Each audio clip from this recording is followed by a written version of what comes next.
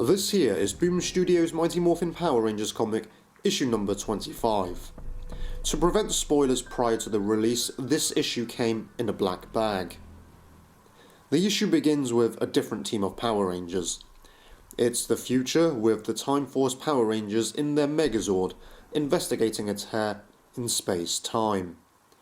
Wes, Time Force Red, can see the same is happening for other Power Rangers across time and other dimensions as he sees the Mighty Morphin, Dino Charge and RPM teams on his screen.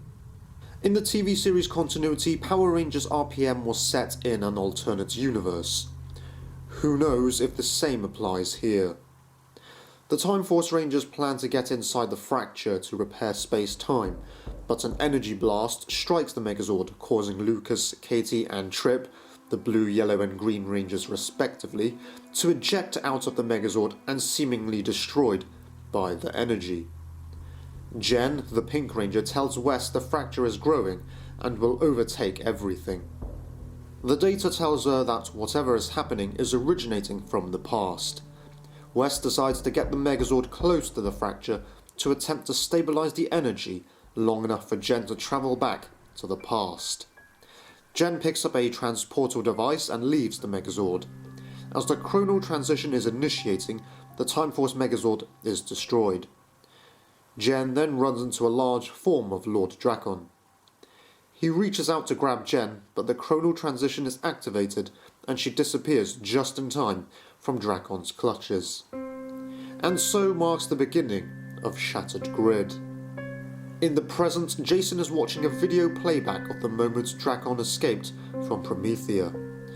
As it's Promethea technology, it's not a surveillance video as such, more like a hologram. Jason and Tommy are finding it difficult to process the fact that Saba teleported in and ended up aiding in Drakon's escape. Grace offers to help, but Jason declines. He blames Grace for keeping Drakon a prisoner without telling the Rangers and then letting him escape. He thinks this could have been avoided had they worked together. The artwork has changed once again. Although more cartoony in this issue, Grace actually resembles the age she should be, given her appearance in 1969. We then see Drakon taking on one of Ninjor's trials. We learn that Drakon is manipulating Ninjor by telling him that they are friends in the future. That was certainly true in the TV series, in the case of Tommy, but again, will that apply here in the comics? The reason Drakon is there is because he sought Ninjor to repair his power morpher and coin he took back from Promethea. A big reference to the third season of Mighty Morphin Power Rangers, because the original power coins were damaged and the Rangers had to seek out a Ninjor for new power coins. At the command center, the Rangers go over what happened. They're not sure why Saba went after Drakon alone, but Zordon believes it's because Saba wanted to end Drakon to spare the Rangers from making such a hard decision themselves. Tommy is taking it the hardest as Saba saved him and Billy. The Rangers try to determine where Drakon is, speculating that he is capable of interdimensional time travel now, given that he has Rita's knowledge. Jason asks Trini if they still have the Black Dragon parts, but Trini tells him they were fried after they used them to open the portal to Drakon's world. Jason wants to try and warn the Coinless in Drakon's world, and Tommy wants to increase the command center defenses. Billy says Drakon can't get in without a working power coin, but Jason encourages Billy to create a secondary defense shield. Alpha goes to analyze the surveillance footage from Promethea to see what Drakon was saying. As the Rangers and Alpha go to work, Kimberly makes sure that Tommy is alright. He feels disconnected because Drakon is a version of him, but they are not the same, for Tommy has the Power Rangers on his side.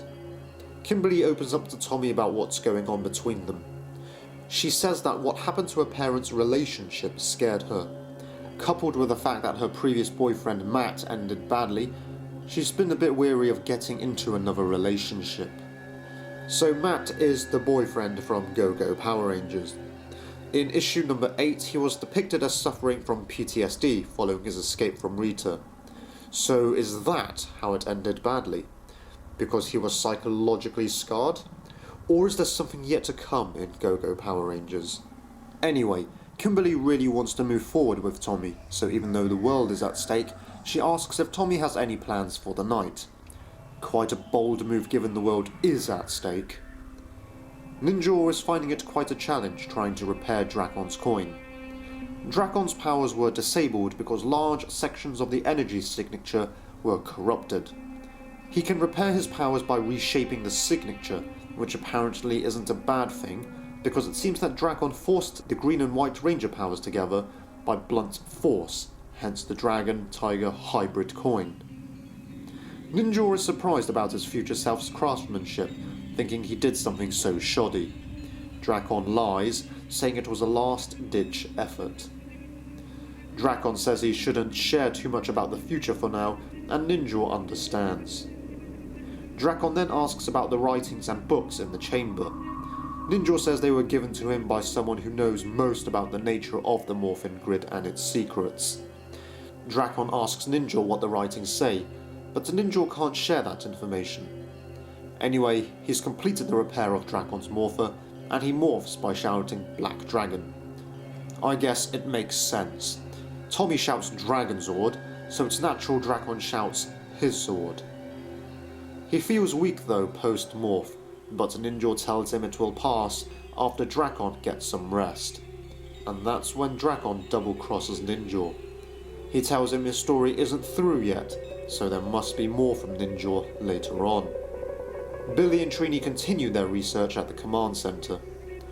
Trini suggests they go for a coffee, and as they step out, Drakon sneaks in to take the crystallized piece of the Morphin Grid. Guess Billy didn't get the second line of defense up in time. We then see Kimberly and Tommy walking out from the cinema after watching a movie. There's still a bit of unease on their date, but it's mostly going well. As they are about to part ways, Tommy leans in to kiss Kimberly, but she turns away. So she's still not that ready yet. But Tommy is okay with it, and even asks if Kimberly would like to go out again, which she is up for. So the two part ways and Kimberly talks to herself, saying she wanted to kiss Tommy. He, on the other hand, is talking to himself, asking why he rushed it. Kimberly still wants to kiss Tommy, and decides to turn around and go after him. Tommy turns around, but it's not Kimberly. He gets stabbed by Lord Drakon whilst wielding Saber. In doing so, the crystal is supercharged from the source. Kimberly arrives and sees Tommy on the ground, so she morphs and leaps into action. Kimberly is about to take on Drakon close up, but then Jen arrives and starts blasting at Drakon immediately with her V5 weapon. Kimberly asks who Jen is, but there's no time to explain and she joins in the attack on Drakon. Notice how Jen's arrival created a little crater? A bit like the Terminator franchise, with the characters appearing from energy bubbles and creating little craters. Drakon has a hard time and escapes through a portal with the crystal by saying, home. Kimberly powers down and goes over to Tommy. She holds him in her arms, but then Tommy's life slips away. He stops breathing and there's no pulse. Kimberly tries to get Jen to help, but she seems utterly defeated, saying it's too late and that he's gone. It's quite emotional here for Kimberly, but also for Jen, as she lost Wes at the start of this issue. Kimberly tries to call for help with a communicator, begging Tommy not to be gone. This was a solid issue and a great start for a Shattered Grid. I liked how Tommy was seemingly killed, because in Zyuohlinja, the original show Mighty Morphin Power Rangers was adapted from, his counterpart Burai actually died. So I like that Tommy is finally dead here, as opposed to him just losing his powers like on the TV show, which was a cop-out for Western audiences. My main complaint with this issue was the artwork. I think it's better than the last couple of issues we've had, but the drawings are a bit too cartoony for the context of the storyline. Now, I don't usually bother with the mini-adventures at the end of each comic, because I find them too silly. But the new adventures of Blue Centurion and Ninjor seemed interesting and possibly ties in with Shattered Grid.